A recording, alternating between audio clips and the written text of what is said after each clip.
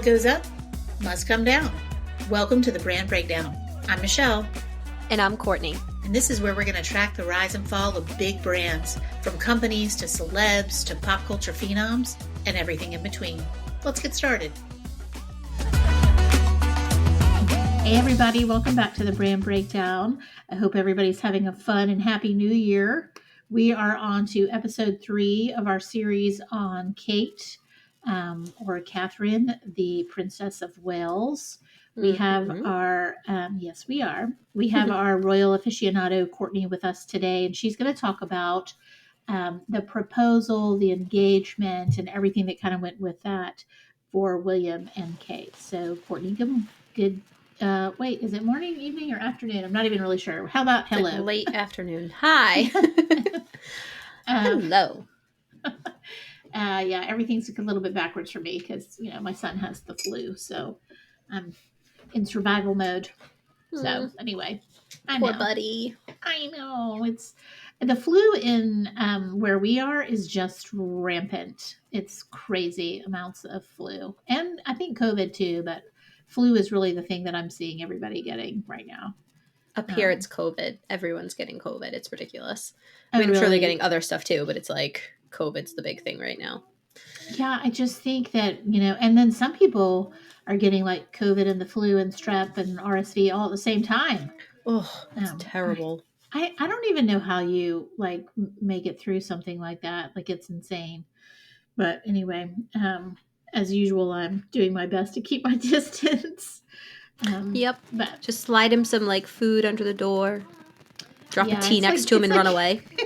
It's like prison in his room. I'm like, open the mail slot in the middle, slide your food in.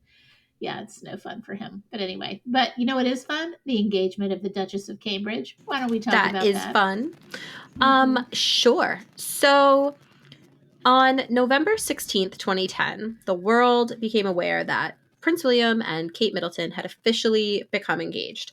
However, their engagement actually took place a month earlier during a private holiday in Kenya. They had been dating for a few years at that point, and they went to Kenya, which is one of the places that Prince William loves most in the world. And him and Catherine have been on vacation there a few times, and he proposed to her there.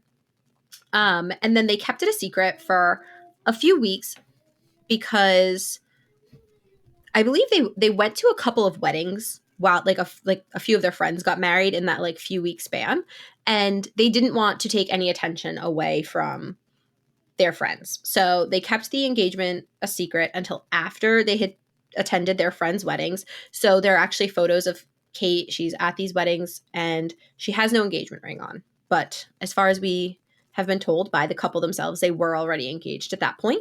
So I thought that was a pretty nice thing to do because obviously super respectful. Yeah, like they obviously knew that once they announced their engagement, it was just kind of going to blow up. And I also think it was probably nice for them to have a few weeks where, they had information that nobody else had. Like their private life was still private for just a little bit of time.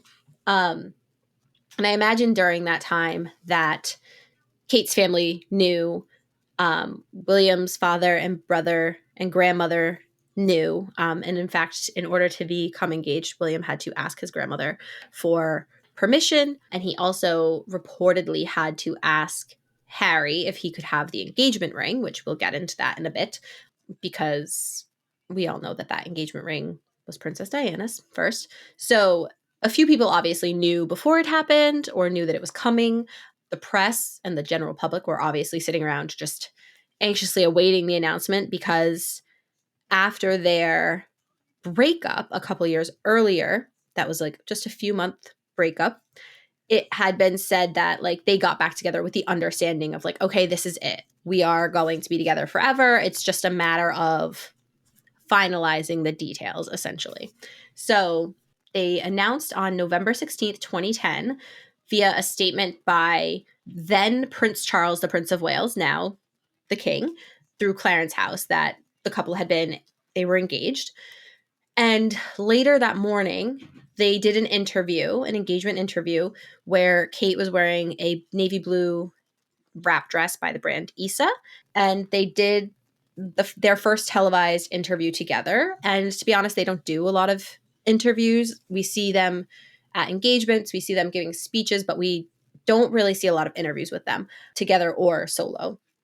And this was one of the first times that we saw Kate in particular in kind of a public role, because up until this point, she was just the girlfriend. And yes, she was a tabloid figure because the paparazzi were following her and gossip websites were writing about her and people were interested in her life. But she was not a public figure in the sense of having any sort of role or responsibility or anything like that. And so her engagement interview was kind of the first step of public Kate. So I that was only fun. vaguely remember the engagement interview. Can you kind of refresh my memory on who gave it? Who were they talking to?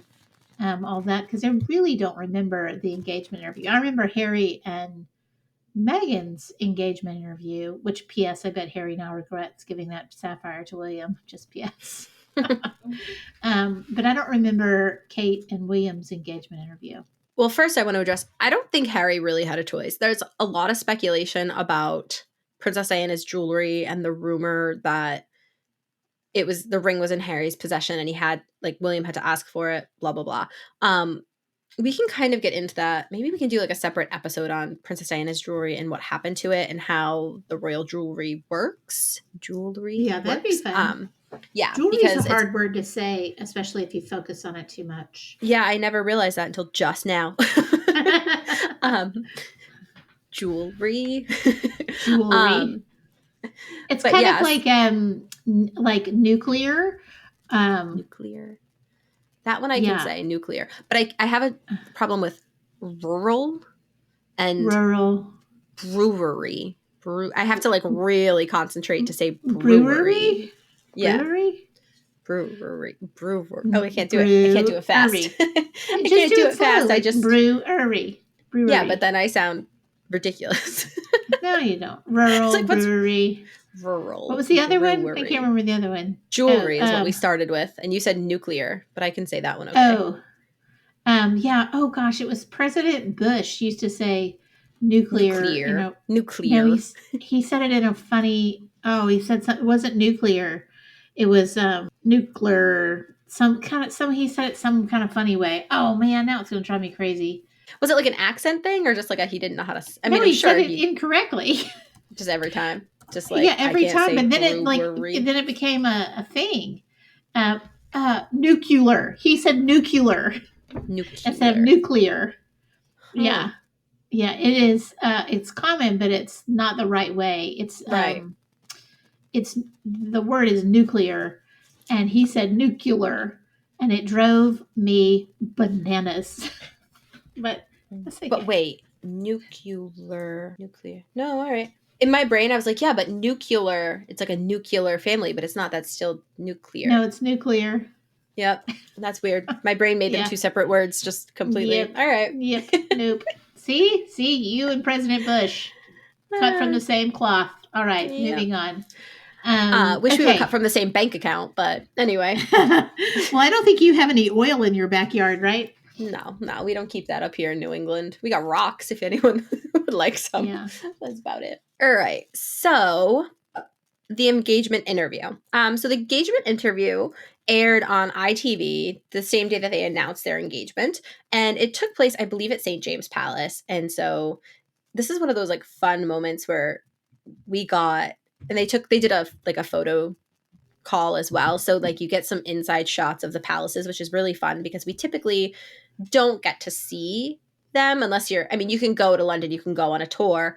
But as far as, the general public seeing private areas, we don't really get to see them. It was fun to see those images. It was fun to see their interview. It aired on ITV that day.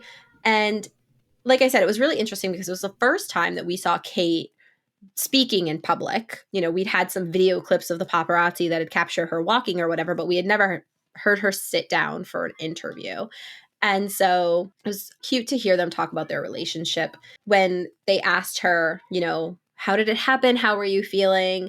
Were you expecting it? She said that it was a total shock when it actually happened, because even though they had kind of known they had been together for so long. They had had the conversations about like, we are together and the plan is that we will be getting married. She still had the surprise, although she says she was totally shocked. But I think at some point when you're dating somebody for that long, every vacation that you go on, every like fancy dinner that you go to, in the back of your mind, you're kind of like, is this it? Is today the day? Yeah. So she says she was totally shocked. And she said there's a true romantic in there when she was speaking about William. But I wonder, like, was she really that shocked? And then for his part, William says he was really nervous. He had planned it all out. They were in Africa. He had been carrying around this literally priceless engagement ring for a couple days, just waiting for, the moment to arrive because he was afraid to let it out of his sight. So he kept it with him at all times. And he says he was really nervous, which that I believe, because I think every guy, no matter how long they know they're going to propose for and how long they've been planning it for, when the moment is about to happen, they're probably not nervous about like, will she say yes? Will she say no? Because I think by that point you're probably aware. But it feels like it would be really nerve wracking. I've never asked anyone to marry me, obviously, but I feel like that moment would be very like, I don't know, just kind of take a lot of It's strength. life changing. It's life changing. Like for Yeah. everyone, regardless of whether or not your intended says yes or no, whatever the outcome is, you just changed your life. Yeah, because if they say no, Then now that you're changes single, your life. right? Yeah. Like, and you ask someone to marry them and they said no. So if you say no, then you've changed their life forever because they've been told no on their first marriage proposal. right. And then they have to go be single. And if you say yes, you're telling that person potentially, I'm going to spend the rest of my life with you, unless you have a starter marriage like I did, in which case, just a couple of years until you meet the love of your life. But it really changes things. So then after they discussed, who was nervous, who wasn't, the answer was everybody was nervous and shocked, basically. They spoke about Kate being introduced to the royal family, which this was the first time we really had many details on this. We had had some tabloid reports of when it was thought to have happened, but Kate confirmed that the first time she met the Queen was in 2008 at Peter Phillips's wedding to his now ex-wife, Autumn. And she actually had attended that wedding in William's place. William was not able to go. Peter is his cousin, Princess Anne's son. And William wasn't able to go. So Kate went without him because she was at that point friendly with most people in the royal family, but she had never met the Queen. And so that is where she met the Queen, at a family wedding, which I think is very interesting because kind of alluding to a little bit of what Meghan has said, in the sense that meeting the Queen is not necessarily the same as meeting your boyfriend's grandmother, right? Like, this wasn't, oh, come over for family dinner, meet the family. William waited a while before introducing his girlfriend to his grandmother, because this was not just his girlfriend to his grandmother. This was a potential future queen meeting the current queen. And so I think that's just like this weird dynamic that the royals have. And it seems that, Harry introduced Meghan to the Queen obviously in a much shorter time frame, because William and Kate had started dating, like, when did they start dating? They started dating 6 years before the Queen actually met her. So that's like an interesting time frame. Like, oh, you can't meet my grandmother for like 6 years, and I won't even be there when you actually meet. But it's something that Kate, I think, and this is part of why I think she's a good partner for William. I think it was something that, where some women would have been like, excuse me, no, you're not going to like keep me like hidden away from your family. Not a secret, obviously. The whole world knew they were dating, and the Queen had been keeping tabs on Kate this whole time too. But, I can see where some women might be like, hey, like, introduce me to your family. Like, why am I not good enough to be introduced to your grandmother? What's the deal? And I think Kate was able to understand, like, this is more than just meeting somebody's family. This is like a bigger impact. But prior to that, way prior to that, William had met Kate's whole family. He has always been very close to the Middleton family. And he described them in the interview as having been really loving and caring and really fun. And then he said, they have always been really welcoming toward me. I've really felt like a part of the family. And I think that the Middletons' normalcy is a big part of his relationship with Catherine as well. Because when you date somebody and when you consider marrying someone, you're not just marrying them, you're marrying into their family. And so, from Kate's perspective, she's marrying into the royal family. But from William's perspective, he was marrying a normal, down to earth, middle class family of like good, kind, hardworking people. And that's very different than the world he kind of grew up in. And he married into a family where there's two parents who are still together and seem to love each other very much. And he obviously came from a family where his parents were both divorced. Their divorce was played out very publicly. There was a lot of back and forth that should have stayed private and played out in the press. There was a lot of things that he was exposed to as a young child that he shouldn't have necessarily been exposed to. And then, of course, his mother died when he was very young. So William got to marry into the like, what could it have been? He got to kind of see like, what's the other side? How does everybody else live?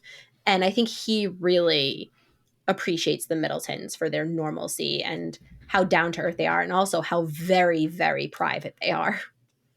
I mean, they seem like just the loveliest family. I mean, they really do seem very private and very kind and supportive, and they love their grandchildren.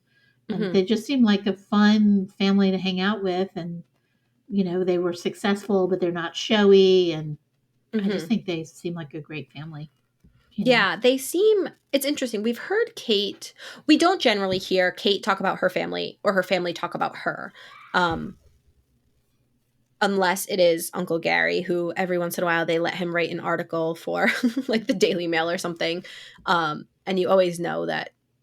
I always assume, you don't know for sure, but I assume that if Uncle Gary has been allowed to speak, and Uncle Gary is Carol's brother, if Uncle Gary is allowed to speak, it's because the Middletons are okay with it, William and Catherine are okay with it, and the palace is okay with it. It's like, oh, I always think of it as like, it's their way of getting the side out while still being like far enough removed that nobody gets implicated in anything, but they're putting a name on it, and a like kind of member of the family is coming out publicly and being like, hey, no, this is the situation.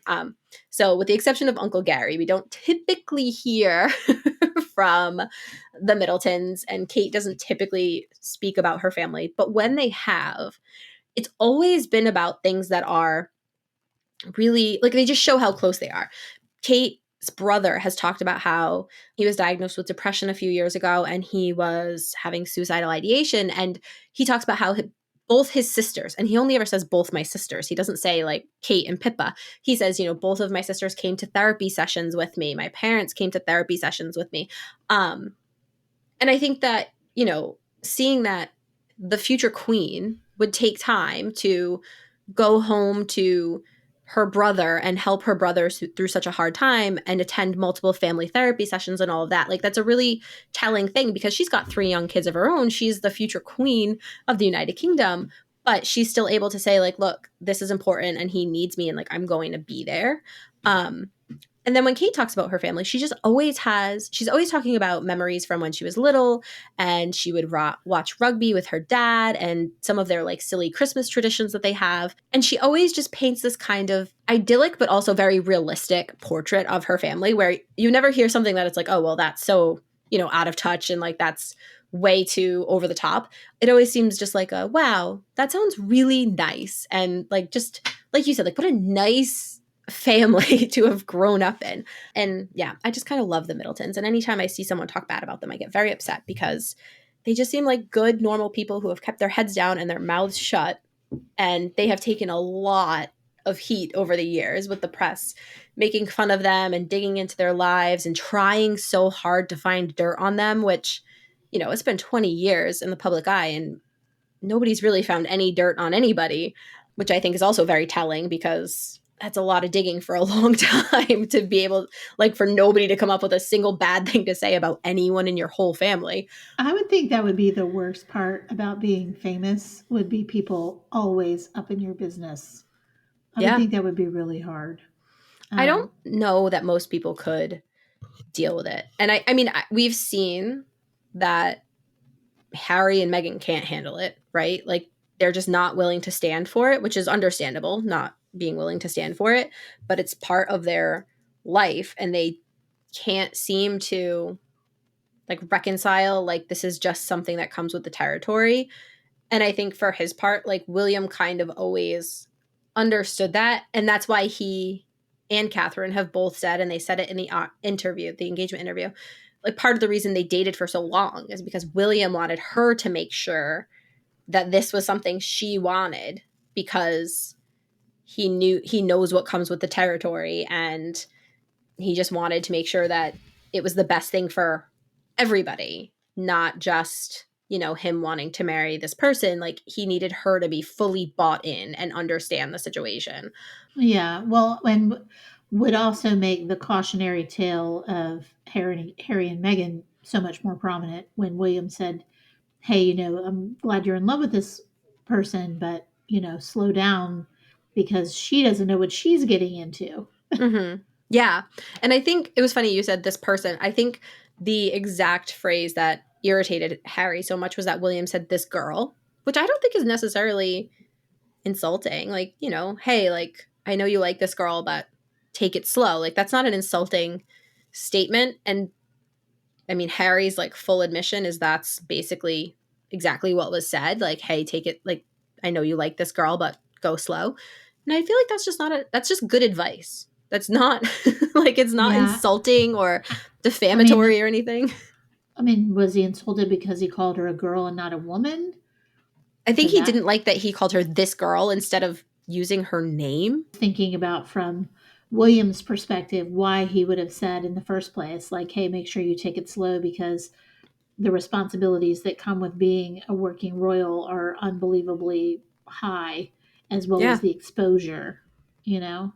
Yeah. I mean, I Um, think that William had good advice. Like and I also think that's advice that anybody would give to anyone who had been dating somebody for a handful of months and was now talking about forever with them. You know, like just a regular person.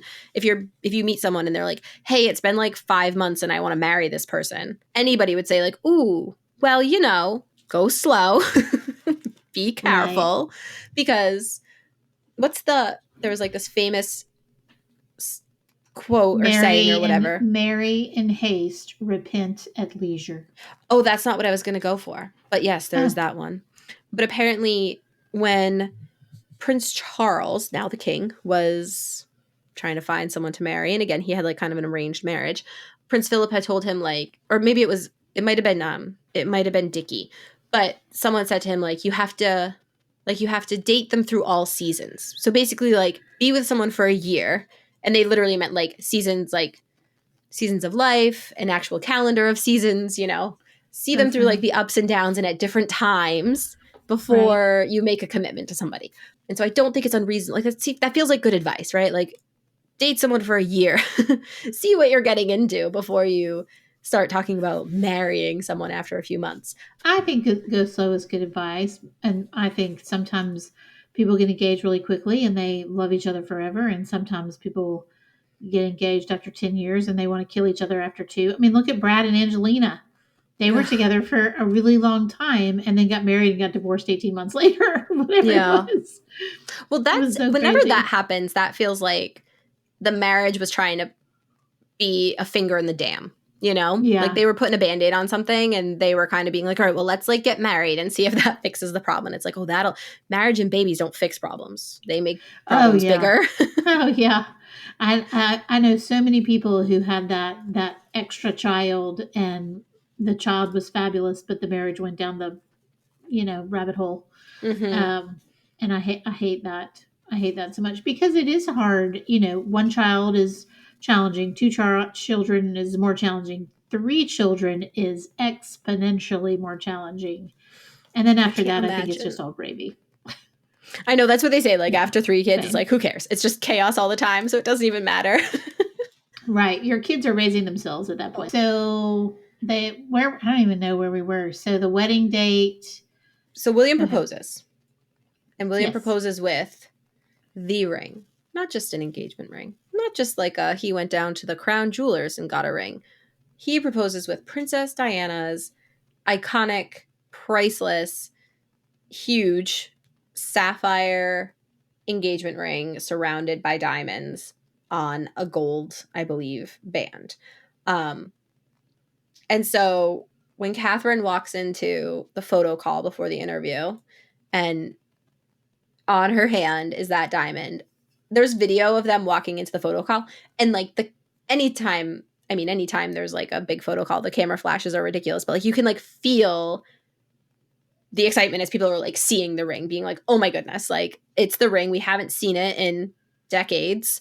And this is Princess Diana's ring on the hand of a future Princess of Wales. So it was a pretty like intense moment. And William said in the engagement interview, being able to propose to Catherine with that ring was a way of keeping his mother's memory kind of like with them throughout their marriage, essentially. And like he said specifically like having her be part of the fun.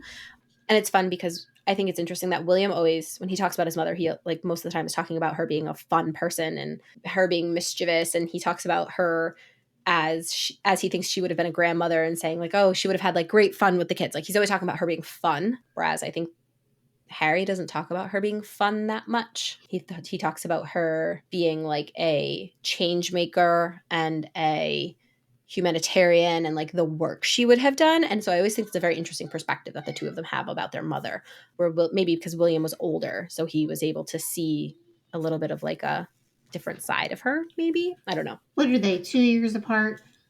Yeah, it's like 2.5 years apart. I think she was a fun mom by all accounts. She loved being a mom. She loved the kids. She did lots of things with them. So there's a huge difference between 13 and 16.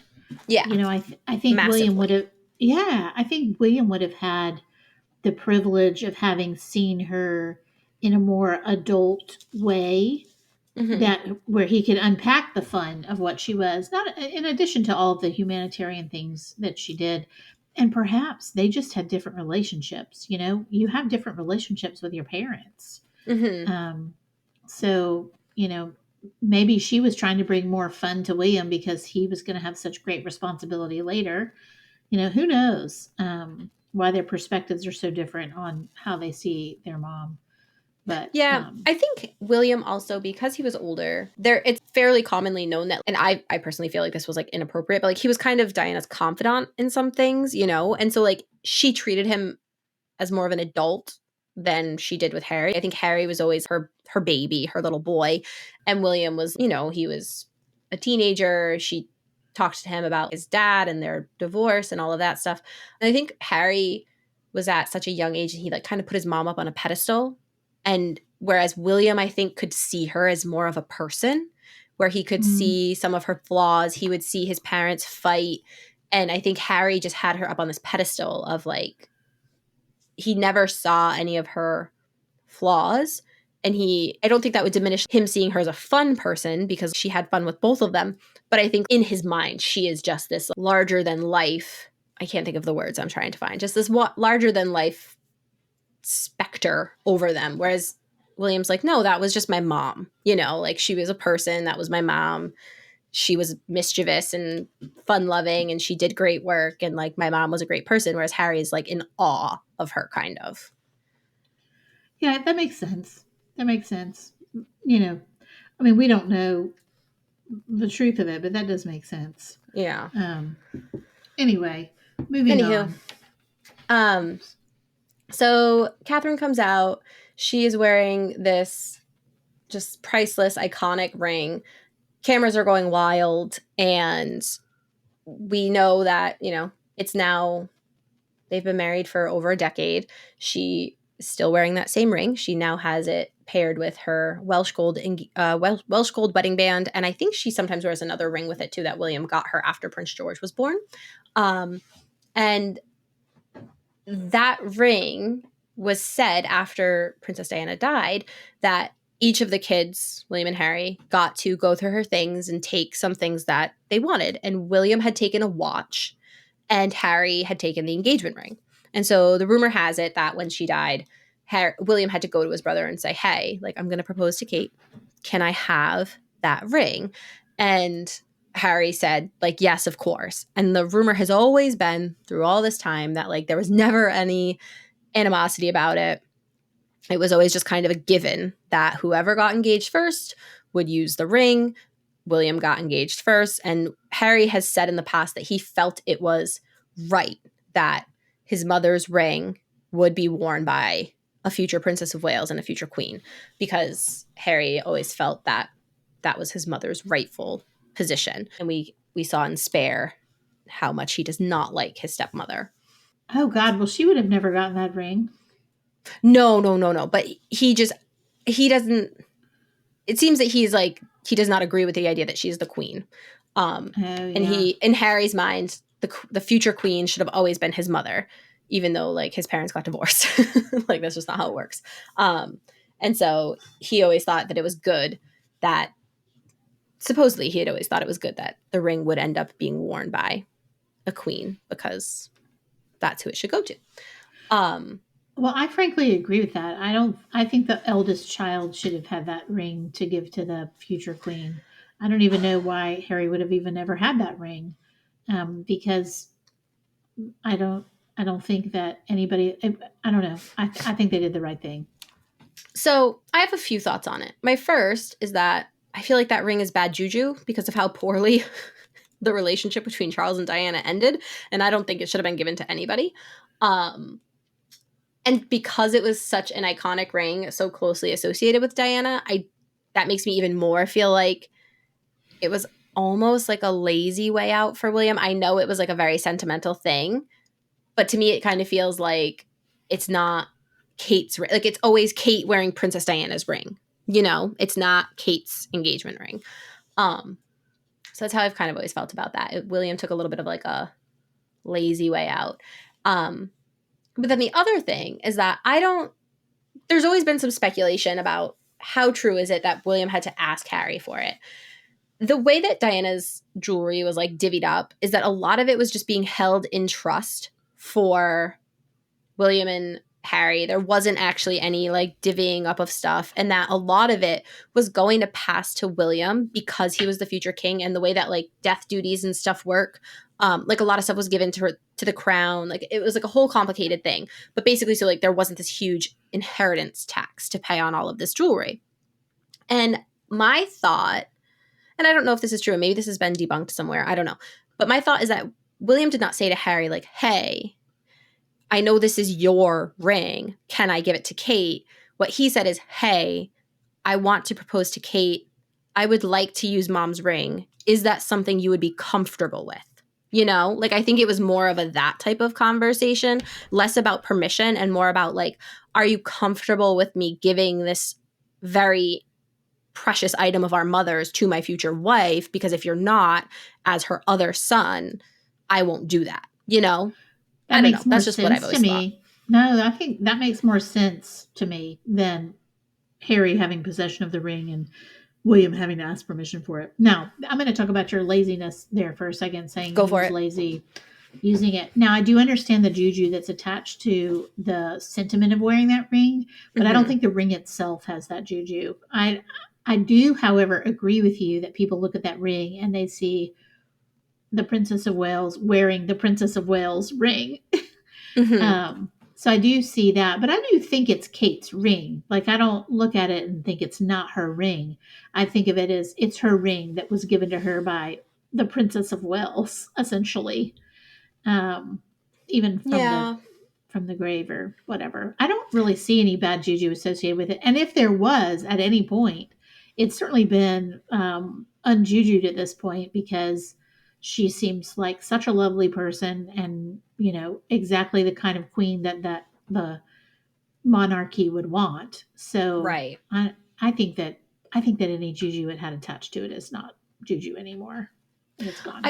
I've always felt badly for Catherine and Meghan, although I think Meghan actually enjoys this, but like I've always felt badly with how much they're compared to Diana.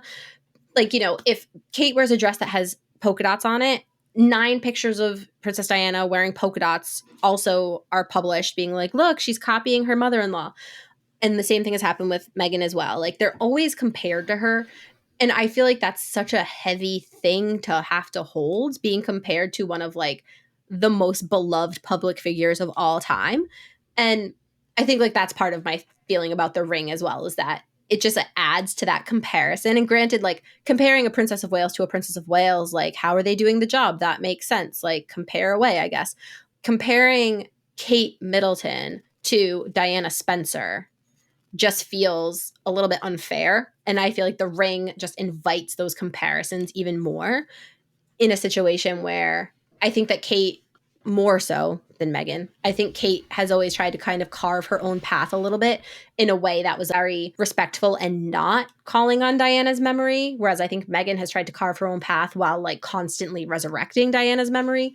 And I don't know. I don't know. The ring just, I wish it was a different ring. So here's what I'm going to say about that. So I think that Catherine over time has carved out her own identity, but it's very, very, very completely the antithesis of what Diana's legacy is and was. So I think Catherine's got her own thing and she's doing a beautiful job at it. She's a perfect mother. Seems to be a very supportive wife. I think that she supports the monarchy. She works a lot. She is a well-rounded, well-turned out person who is doing great things. Diana, on the other hand, was a once in a millennia person.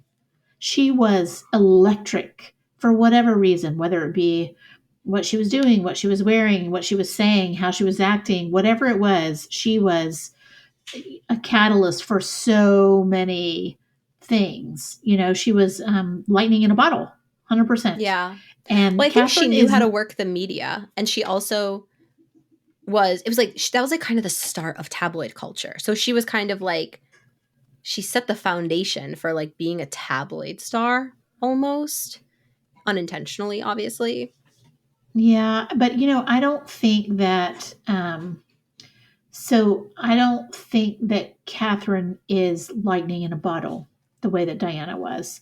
I think she's a lovely person and really wonderful in so many ways, but she does not have the electricity that Diana had. She just doesn't. And that's okay. Yeah. There's nothing wrong with it. It's much better that she doesn't. She's raising 3 well-rounded, seemingly kind children.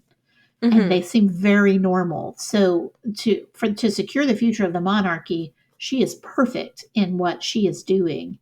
Diana was like, in my opinion, Diana was electric the way that Queen Elizabeth I was electric. You know what I mean?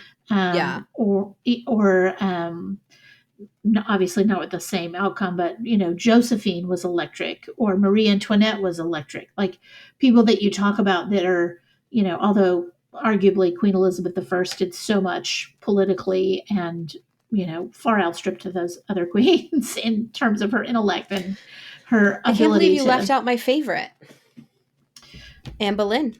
Oh, Anne Boleyn. So no. Oh, please, no. You shush your cannot. You cannot compare Elizabeth I to Anne Boleyn. I'm sorry, you cannot. Mother and daughter, of course you can. It's the perfect comparison. No, but Elizabeth I far outstrips anything that Anne Boleyn did. Church of England only exists because of Anne Boleyn. No. We'll do a whole brand breakdown of the Tudors. I will. That'll be a fun one. A 6 wives breakdown, and then also we can do Elizabeth I and Mary, and we'll throw Edward in. Why not?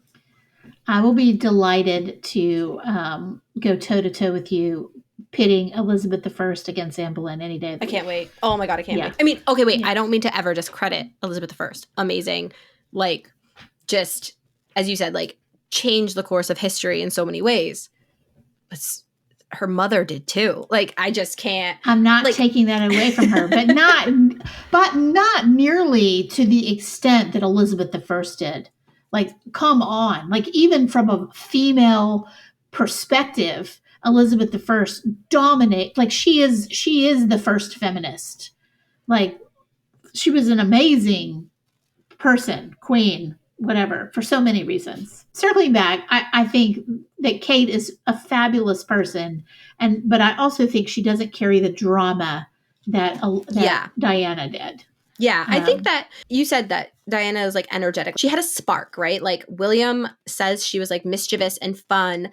And Kate is very shy. Kate is reserved. Kate does not want the attention that Diana loved, you know? And so, like, yeah, it's hard to even compare the two women in that regard because I think one of them was a very willing tabloid participant. We know she used the press. We know she loved the press. She would call the paparazzi on herself. And Kate, I think she's just very shy. Even to this day, she's now been a member of the royal family since her engagement interview was in 2010. Her wedding was in 2011.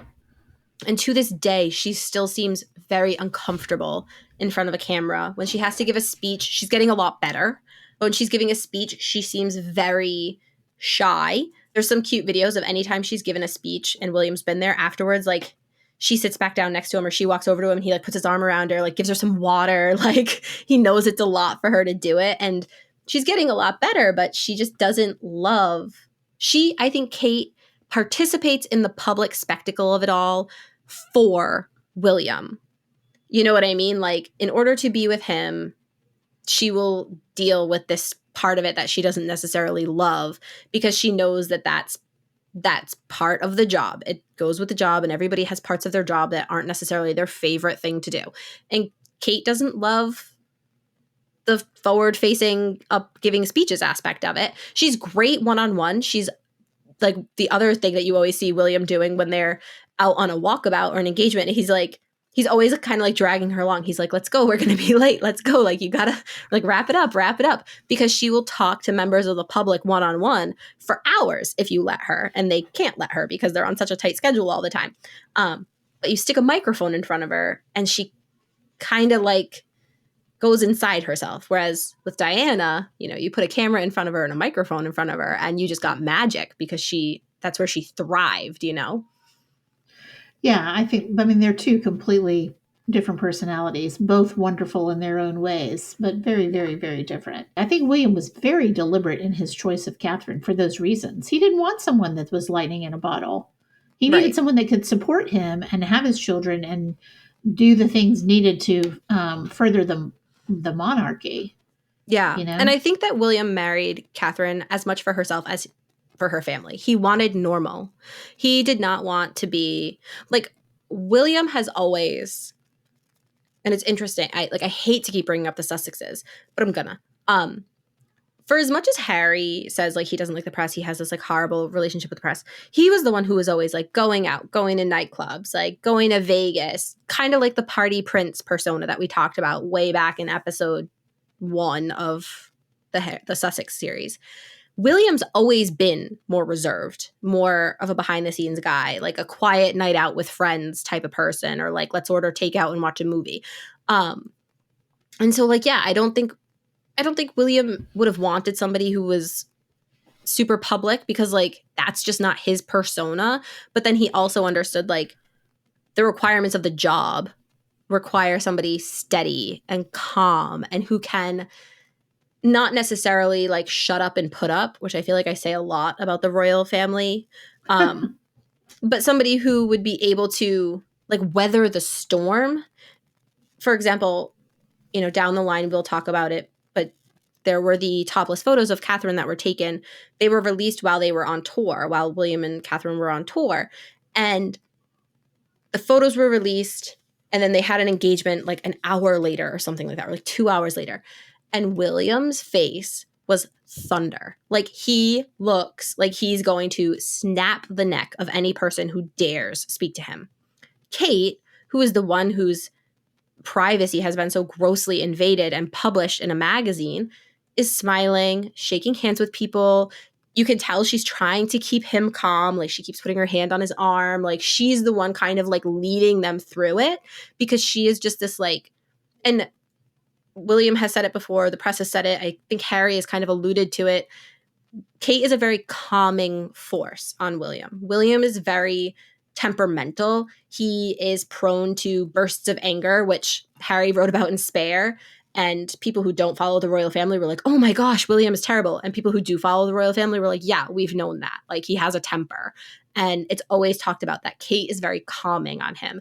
And they may have a fight and he may like scream and yell and shout. And she's just always calm and can bring him down to reality. Or when there's something crazy going on, like the paparazzi pictures of her being published, or like Spare and the Netflix docuseries and all of that, Kate is always the one who remains level-headed and is like, okay, let's just chill out for a second and like take a deep breath.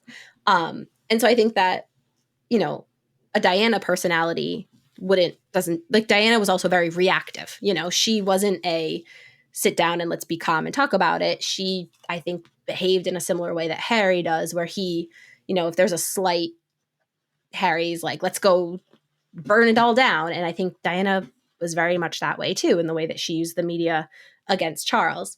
And I do also want to just make one clarifying point. When I was talking about Kate earlier, saying she's like great one-on-one, she doesn't love a microphone, but Diana does love a microphone. Diana was also like, she wrote the book on being good one-on-one with people. Oh yeah. So Diana just kind of had it all. Like you said, lightning She in a did. bottle. She was.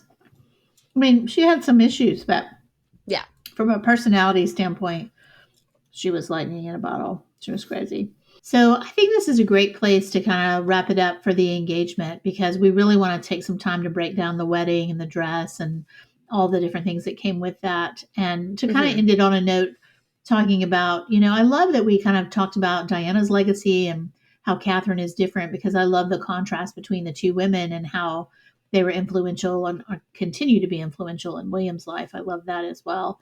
So, you know, we're just going to stop here for today, and we'll pick up next week on the wedding of the century, because it truly, truly was. And I will tell you that my daughter and I got up at 4:00 in the morning to watch it. She was 4 at the time. And that's so cute. It was so cute. I got her out of her bed and put her in her princess dress and a tiara, and we sat and watched the wedding at 4:00 in the morning. It was so cute. So anyway, we will pick back up next week on that. Thanks for being with us today, and hope you guys have a great rest of your week.